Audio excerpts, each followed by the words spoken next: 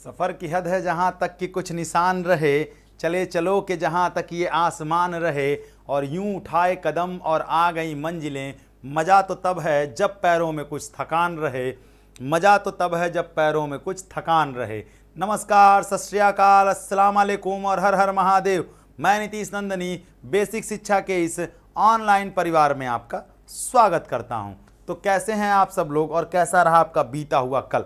वो कल जो बीता वो कैसा बीता? तो चलिए शुरू करते हैं।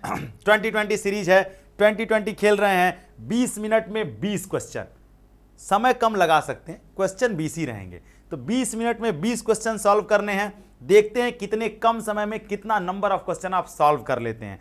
आपके सामने चैलेंज ये है कि आपको तो 20 मिनट दिए गए हैं, ईमानदारी से 20 मिनट में ही आपको सॉल्व करने हैं। कोशिश करिएगा जितना कम से कम समय लगा सके और जितना नंबर ऑफ क्वेश्चन ज़्यादा सही हो, यही समय बचेगा। तो जनरल टेस्ट में इसी समय को आप मैथ में यूज़ करेंगे और रीजनिंग में यूज़ करेंगे, और वहाँ नंबर ऑफ क्वेश्चन ज़्यादा सही करने के चांसेस रहेंगे और आपके सिलेक्शन के चांसेस बढ़ जाएंगे। तो चलिए शुरू करते हैं। 20 मिनट में 20 क्वेश्चन। सबसे पहले पहला question, Unmesh in at the international literary festival organize at the which state and union territory. Unmesh एक अंतर्राष्ट्रीय साहित्य महोत्सव है जो कहां पर आयोजित किया जाता है? तो चलिए इसका सही जवाब क्या होगा? हिमाचल प्रदेश। उन्मेष जो है वो कहां आयोजित किया जाता है? हिमाचल प्रदेश में। ठीक है, चलिए आगे बढ़ते हैं। अगला question, the gold coin issued during the reigns of the Chandragupta Vikramaditya were known as the. Chandragupta Vikramaditya के शासनकाल में जारी किया गया सोने का सिक्का जो है उसको किस नाम से जाना जाता था? तो उसे किस नाम से? दिनारा कहा जाता था। क्या कहते थे? दिनारा। अच्छा, नवरत्न भी होते थे, नवरत्न भी होते थे। चंद्रगुप्त द्वितीय विक्रमादित्य के टाइम ऑफ पीरियड में नवरत्न भी होते थे। क्या होते थे? नवरत्न। इनके नवरत्नों में नाम आता है कालिदास का। इनके नवरत्नों में कालिदास का नाम आता है। ठीक है, चंद्रगुप्त द्वितीय विक्रमादित्य जो थे इनके दरबार में नवरत्न भी हुआ करते थे, और इन्होंने जो सिक्के जारी किए थे दिनारा कहते थे। ठीक है, विच of the following of the monsoon according account of the most of the rainfall in India. यानी निम्नलिखित में से कौन सा मानसून भारत में सबसे अधिक वर्षा के लिए उत्तरदायी है? ठीक है, तो आंसर देखते हैं क्या होगा। नॉर्थ ईस्ट मानसून होगा, साउथ वेस्ट मानसून होगा, साउथ ईस्ट मानसून होगा, या ईस्ट ईस्ट मानसून होगा? तो इसका सही जवाब क्या होगा? इसका सही जवाब होगा साउथ वेस्ट मानसून, यानी दक्षिण पश्चिमी मानसून। ये जो दक्षिण पश्चिम का जो मानसून होता है ना मेरे भाई, सबसे ज्यादा भारत में वर्षा जो है वो यही करता है। दक्षिण पश्चिम का मानसून सबसे ज्यादा वर्षा के लिए उत्तरदायी है। चलिए आगे बढ़ते हैं अगले क्वेश्चन पर। कह रहे हैं how many state of India share its border with Bhutan. यानी भूटान के साथ भारत के कितने जो स्टेट्स हैं वो अपना बॉर्डर शेयर करते हैं? तो इसका सही जवाब क्या होगा? 2, 3, 4 और 5। तो इसका सही जवाब होगा 4। भारत के 4 ऐसे स्टेट्स हैं जो भूटान के साथ अपने बॉर्डर शेयर करते हैं। कमेंट बॉक्स में आप सभी लोग बताइएगा कि भारत के 4 ऐसे कौन कौन से स्टेट्स हैं जो भूटान के साथ बॉर्डर शेयर करते हैं। ये हमारा होमवर्क रहेगा आपके लिए।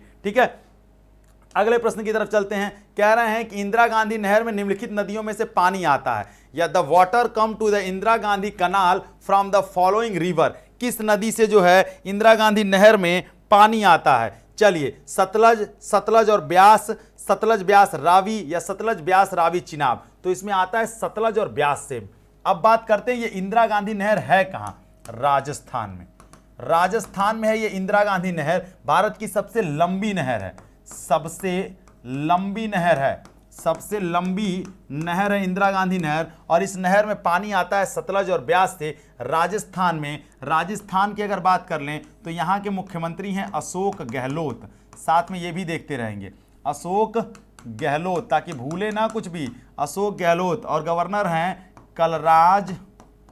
कलराज मिश्रा। कौन है गवर्नर? कलराज मिश्रा। चलिए आगे बढ़ेंगे, इसका सही जवाब होगा बी। अगला क्वेश्चन आपके सामने है ये छठा question, which of the following articles of the Indian constitution deal with the promotion of international peace and security. यानी भारतीय संविधान का कौन सा अनुच्छेद जो है वह अंतर्राष्ट्रीय शांति और सुरक्षा की बात करता है? तो चलिए 4 ऑप्शन हैं, 48, 51, 43, 51 ए या 51। ठीक है, तो इसका सही जवाब होगा आर्टिकल 51। आर्टिकल 51 जो है वो इंटरनेशनल पीस एंड सिक्योरिटी की बात करता है, ठीक है। और यहीं पर अगर 51A आ जाता ना, ये अगर ये 51A आ जाता तो यहीं पर आपका 51A क्या होता, जान लीजिए कि अगर हम 51A की बात कर रहे हैं, ठीक है, जब हमारा कॉन्स्टिट्यूशन बन रहा था तो हमारे पास 395 अनुच्छेद 8 अनुसूचियां और 22 भाग हुआ करते थे, ठीक है। 395 अनुच्छेद 8 अनुसूचियां और 22 भाग हुआ करते थे, ठीक है। आर्टिकल 51A जो है ना वो किस चीज के लिए जाना जाता है पता है, ये जाना जाता है मौलिक कर्तव्य के लिए, मौलिक कर्तव्य के लिए। आर्टिकल 51A जो है वो फंडामेंटल ड्यूटी के लिए जाना जाता है, मौलिक कर्तव्य के लिए, ठीक है। आई बात समझ में, चलिए आगे बढ़ते हैं। कह रहे हैं कि which Indian has been the awarded the Ayurveda Ratna award in UK parliament. Current का क्वेश्चन है, किस भारतीय को ब्रिटेन की संसद द्वारा आयुर्वेद रत्न पुरस्कार से सम्मानित किया गया है। तो 4 ऑप्शंस हैं आपके सामने, ठीक है। तनुजा नेसरी, अभिमन्यु कुमार, राजेश भूषण, ठीक है, राजेश भूषण या संजय जैन, ठीक है। तो चलिए इसका सही जवाब देखते हैं क्या होगा। इसका सही जवाब होगा तनुजा नेसरी।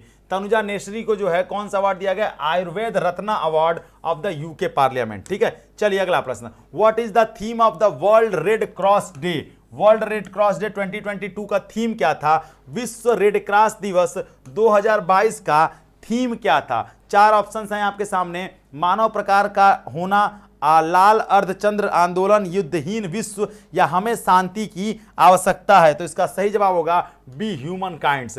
हमें जो है मनुष्य होना चाहिए, मानव प्रकार का होना चाहिए। अगला question, who has the power of remove the president of India. Bharat के राष्ट्रपति को हटाने की शक्ति किसके पास होती है। चलिए, भारत के राष्ट्रपति को हटाने की शक्ति किसके पास होती है, संसद के पास, लोकसभा के पास, राज्यसभा के पास या भारत के मुख्य न्यायाधीश के पास। आपको बता दें पार्लियामेंट होता है, पार्लियामेंट होता है। भारत की संसद जो होती है ये राष्ट्रपति को हटा सकती है, इस क्या लगा करके,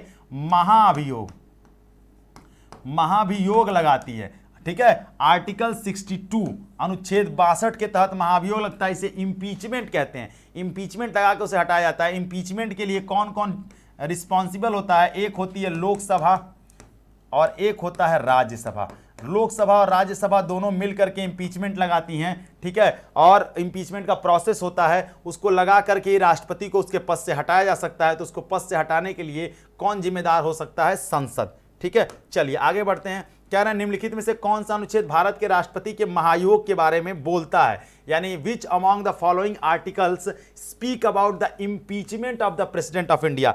अभी हम बताएं इसका सही जवाब क्या होगा, अभी हम बताएं इसका सही जवाब क्या होगा।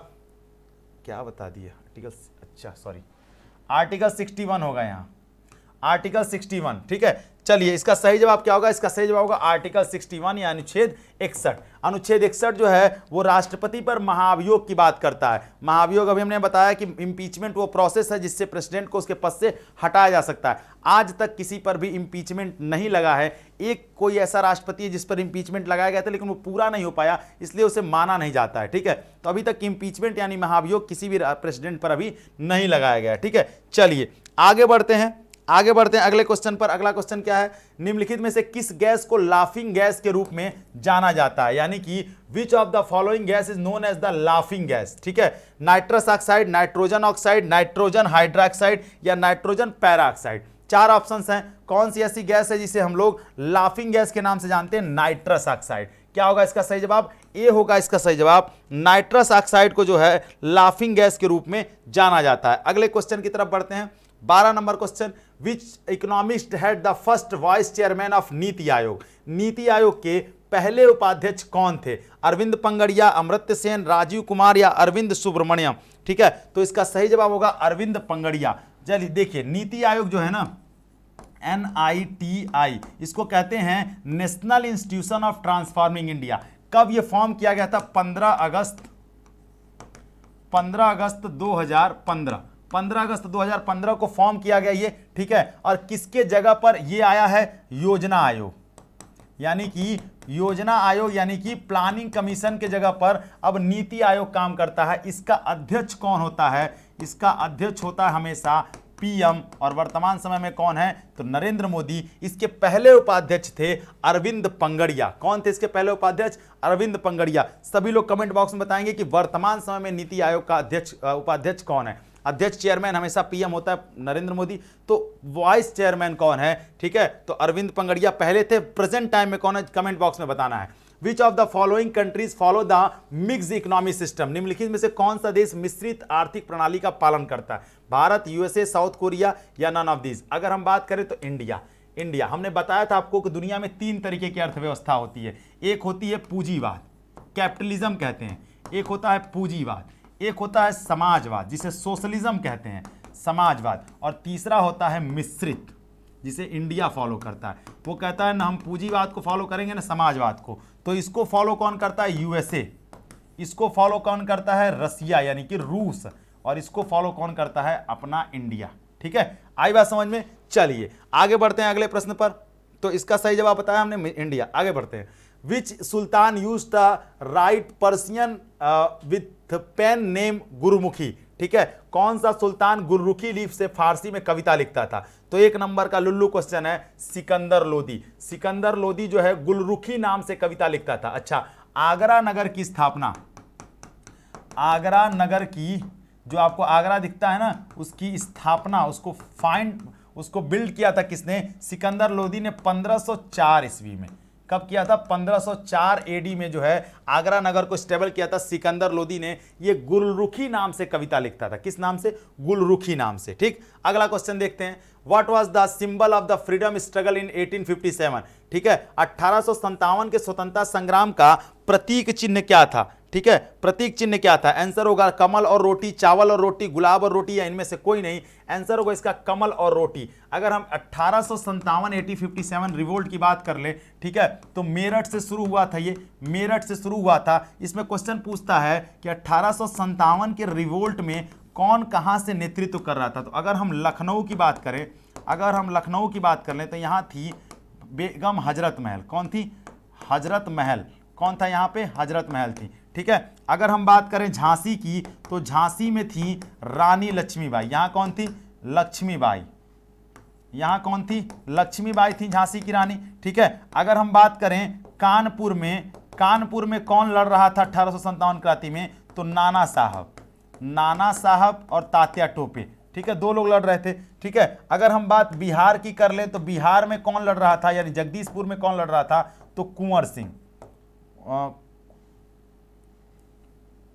कौन लड़ रहा था? कुंवर सिंह। ठीक है, इस तरीके से 1857, और उसका प्रतीक चिन्ह क्या था? उसका सिंबल क्या था? कमल और रोटी। ठीक है, चलिए आगे बढ़ते हैं। कह रहा है which union ministry implements of PM Mitra scheme? कौन सा केंद्रीय मंत्री पीएम मित्र योजना को लागू करता है? टेक्सटाइल, होम अफेयर, डिफेंस या एक्सटर्नल अफेयर? चलिए इसका सही जवाब बताइए क्या होगा? वस्त्र मंत्रालय, यानी मिनिस्ट्री ऑफ टेक्सटाइल जो है, ये जो है क्या करता? पीएम मित्र योजना को इन्होंने शुरू किया था। सब कुछ को मिक्स किया गया। इसमें करंट अफेयर के भी क्वेश्चंस हैं जो इंपॉर्टेंट हैं आपके एग्जाम में।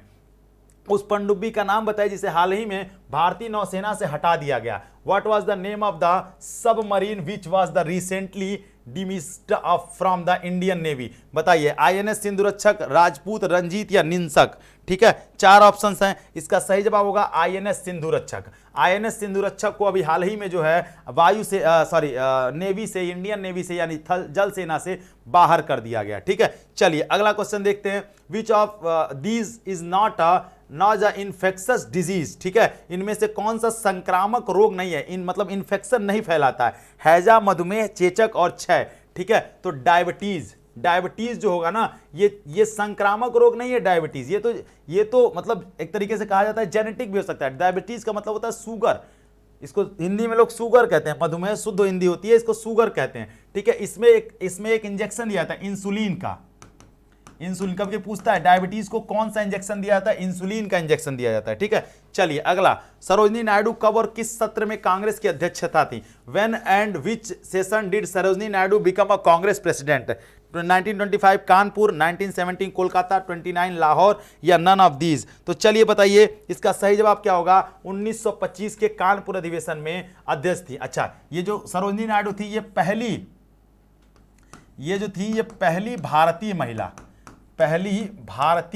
महिला पहली भारतीय महिला अध्यक्ष थी, पहली भारतीय महिला अध्यक्ष थी। अच्छा, तो पहली महिला कौन थी? पहली महिला कौन थी? फर्स्ट वुमेन कौन थी? तो पहली महिला अध्यक्ष जो थी वो थी एनी बेसेंट, एनी बेसेंट। पहली महिला अध्यक्ष कौन थी? एनी बेसेंट थी। और फर्स्ट वुमेन इन इंडिया कौन थी? तो वो थी सरोजिनी नायडू, कानपुर अधिवेशन 1925। अगला question, last question, Servant of Indian Society की स्थापना किसने की थी? Who founded the Servant of Indian Society? Gopal Krishna Gokhale, Pandit Jawaharlal Nehru, Lal Bahadur Shastri, या फिर इनमें से कोई नहीं? इसका सही जवाब होगा गोपाल कृष्ण गोखले। ये जो गोपाल कृष्ण गोखले थे ना, यही गांधी जी के राजनीतिक गुरु थे, राजनीतिक गुरु थे, पॉलिटिकल एडवाइजर थे गांधी जी के। कौन? यही गोपाल कृष्ण गोखले। चलिए, यहीं पर कहानी खत्म होती है। ये हमारा क्रैश कोर्स है, अगर आप परचेस कर लेंगे तो आपको फायदा ही होगा। ठीक है, बहुत ज़्यादा एडवर्टीजमेंट नहीं करेंगे क्योंकि हमको एडवर्टीजमेंट करना है, हमें बताना है। बच्चे हमारे जानते हैं कि क्रैश कोर्स कैसा चल रहा है और क्या चल रहा है, वो आपको कमेंट बॉक्स में बता देंगे। चलिए, यहीं पर कहानी खत्म होती है। ये सारी चीज़ें आपके हाथ में हैं। ठीक है, कमेंट सेक्शन में जाकर के जो क्वेश्चन पूछें उसका जवाब जरूर बताइएगा। और एक चीज़ और, सेशन कैसा लग रहा है, कैसा चल रहा है T20 सीरीज, ये जरूर बताइएगा। और उसके बाद बताइएगा कि कितने मिनट में आपने कितने क्वेश्चन सही किए। चलिए, तब तक आप अपना ख्याल रखिएगा, जहां रहिए, जैसे रहिए, स्वस्थ रहिए, मस्त रहिए। और हाँ, सबसे बड़ी बात क्या है, खूब पढ़िए, क्योंकि पढ़ने के अलावा कोई विकल्प नहीं है। तब तक के लिए धन्यवाद। जय हिंद।